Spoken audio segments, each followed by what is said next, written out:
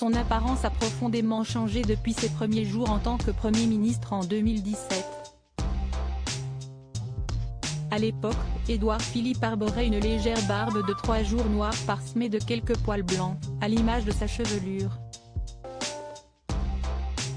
Près de 6 ans plus tard, le maire du Havre ne ressemble plus du tout à cela. Invité sur BFM TV ce jeudi 2 février, il a été interrogé par son hôte Bruce Toussaint sur son physique. L'homme politique de 52 ans a expliqué qu'il avait perdu ses sourcils, que sa barbe est devenue blanche et tombe un peu, tout comme ses cheveux, et que sa moustache est partie. Et d'expliquer « Je suis atteint de ce que l'on appelle l'alopécie. Cette maladie auto-immune n'est pas grave, mais le fait qu'elle soit très visible n'est pas toujours facile à gérer. Quand vous voyez le regard des gens qui change, vous pouvez vous demander si ce regard vous interdit un certain nombre de choses. Une maladie sans gravité. Le fondateur du parti Horizon a accepté de répondre aux questions de Bruce Toussaint, mais aurait aimé que sa maladie ne soit pas un sujet, même s'il se rend bien compte que beaucoup de gens de bonne foi se posent des questions.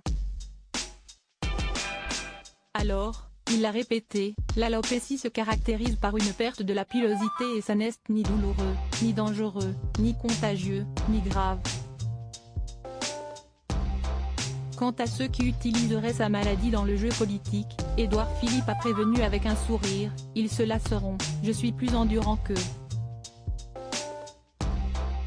Conscient qu'il a eu de la chance d'être touché par cette maladie à 52 ans alors que certains le sont à l'adolescence, l'ancien chef du gouvernement a indiqué qu'il ne connaissait pas les causes de son alopécie, même si le stress peut être l'une des raisons possibles.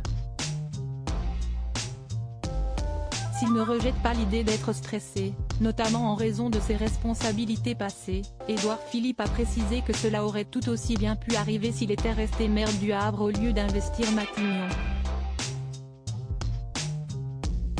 Il a aussi tenu à s'adresser à ceux qui souffrent de la même maladie. J'ai la chance de pouvoir dire à ceux qui souffrent d'alopécie que l'essentiel, ça n'est pas la façon dont on les regarde, c'est ce qu'ils sont.